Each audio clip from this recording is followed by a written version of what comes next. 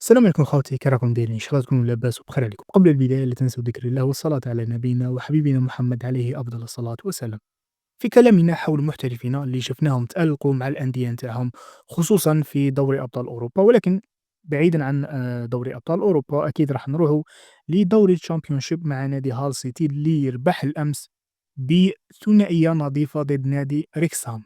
بشير بلومي لعب اساسي، والمفاجاه انه دا رجل المباراه مالغري التنقيط نتاعو كان يعني ما كانتش حاجة كبيرة، يعني 6.7 من موقع سوفا سكور. أنا ما فهمتش رجل المباراة يدي 6.7، ولكن في الأخير دا جائزة رجل المباراة. صراحة بشير بلومي أنا راني فرحان بالعودة نتاع بشير بلومي للميدان، لأنه اللاعب هذا عانى من الإصابات. شفناه السيزون اللي فات كان مع هال سيتي كان مليح بالبزاف وكان يلعب، وحتى وين جات الإصابة في الرباط الصليبي تماك اللي دمراتو. ولما رجع الموسم هذا، يعني ما نظنش مع بداية الموسم، نظن في شهر نوفمبر أكتوبر لما رجع بلومي عاود اتصاب للأسف الشديد.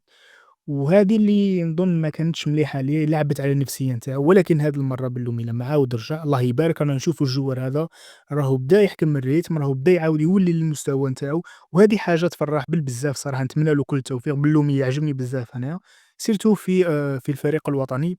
اللعب نتاعو مليح في إفريقيا، لاعب ما يكترش مراوغات، لاعب يساهم في اللعب الجماعي.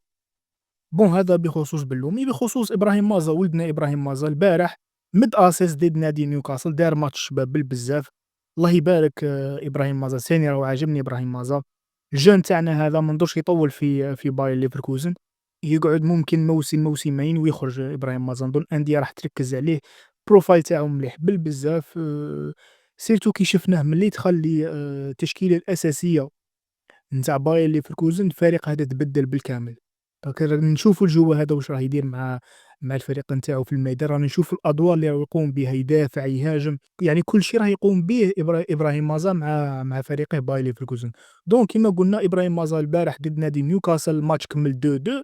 ابراهيم مازا دا تنقيط 7.2 من موقع سوفا سكور، وأيضًا كما قلنا راهو ساهم بتمريرة حاسمة في الدقائق الأخيرة. نجو لمباراة أخرى اللي تتعلق بولدنا رامي بن سبعين. أخيرًا راهو لعب أساسي بعد عدة مباريات كان دكة وما يدخلش قاع، يعني يدخل في الدقايق التوالى، ولكن كاين مباريات اللي ما يدخلش قاع يقعد دكة برك. دونك البارح لعب أساسي لأول مرة ولعب كظهير أيسر، وأجمل من ذلك أنه دا تنقيط 7.5، تنقيط مليح في الماتش اللي كمل 2-2. أما أخيرا ما اللي يتعلق ب آدم زرقان، صراحة آدم زرقان عليه هضرة بالبزاف. لاعب اللي راهو يدير مباريات مليحة مع فريقه يونو غيلواز.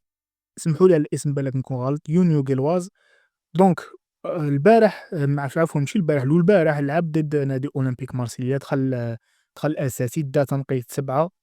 صراحة يلعب مليح آدم زرقان، مام ملي كان في نادي شارلوا كان يلعب مليح كسموه آدم زرقان. صراحة اللاعب ممكن إنه مع المنتخب الوطني الجزائري ما راهش يبان مليح، ما راهش كيما نقولوا حنايا يلفت الأنظار الجماهير. الأدوار نتاعو دايمًا ما نشوفوش اللاعب هذا، ما نشوفوش وحده في التيران، دايمًا يتحط سوا مع الزروقي سوا مع بن طالب. صحيح لاعب ممكن ثقيل في الأدوار الدفاعية، ولكن من الناحية الهجومية لاعب فنان، لاعب تقني، يقدر يمد لك البلوس، يقدر يعاونك، يقدر. دونك هو مظلوم من ناحية أدواره في المنتخب الوطني الجزائري، ولكن مع ناديه يونيو غلواز ولا حتى كي كان في نادي شارلوا كان يمد آدم زرقان صراحة. وأنا زرقان يعجبني صراحة، ولكن تبقى نقطة الناحية الدفاعية ممكن هذه اللي تأثر عليه، لأنه ثقيل شوية في الناحية الدفاعية والناحية المساندة الدفاعية. دونك هذا بخصوص آدم زرقان. أما بخصوص ولدنا فارس الشايبي، دونك فارس الشايبي لعب أساسي ضد برشلونة، خسروا 2-1. التنقيط تاعو ماشي مليح بالبزاف من موقع سوفا سكور، داز 6.2. صراحة الماتش ما شفتهش، ولكن البعض يقول لك صرالو تدخل ماشي مليح من لاعب برشلونة. دونك نتمناو له السلامة إن شاء الله. فارس الشايبي تاني حسب راني نقرا نشوف بعض يعني الناس شرا يتهضر كلش، قال لك دار ماتش مليح، كاين اللي كل واحد شرا يهضر. دونك بصراحة الماتش هذا ما شفتهش. دونك هذا اللي كان بخصوص محترفينا وما قدموه مع الأندية نتاعهم. نأتي أخيرا لموضوع راين أيت نوري. راين أيت نوري راه دكة شبع فيها الجوار هذا ما قدرش كاع يخرج من الدكة نتاع بيب غوارديولا. هذاك نيكو أوريلي هذاك راهو متألق، استغل الفرصة نتاع إنه راين أيت نوري راهو مصاب وزاد برهن نفسه وحجز المكانة الأساسية نتاعو مع بيب غوارديولا، وراين أيت نوري راهو رشا ديجا في الدكة نتاعهم. بصراحة الجوار هذا لازم يفيق. السيزون اللي فات مع وولفرهامبتون كان أحسن ظهير في الدوري الإنجليزي، ولازم مع بيب غوارديولا لازم يزيّر روحو يحسّن روحو من الناحية الدفاعية من الناحية الهجومية ما نهضروش على أيت نوري، ولكن بعد الإصابة من الناحية الهجومية راهو نقص. ما رانيش نشوف راين أيت نوري هذاك اللي كان يراوغ كان يصدم، تبدل بالبزاف. دونك نتمنى يفيق مع روحو ويعاود ينافس ويرجع للتشكيلة الأساسية نتاع بيب غوارديولا. حتى بيب غوارديولا هدر وقال لك كي تصاب راين أيت نوري، نيكو أوريلي راهو استغل الفرصة نتاعو ودوكا راهو مليح وما نقدرش نبدلو ونعاودو ندخل راين أيت نوري. دونك راين أيت نوري لازم يزيّر روحو ولازم يبرهن نفسو ضد يعني في منافسة مع نيكو أوريلي.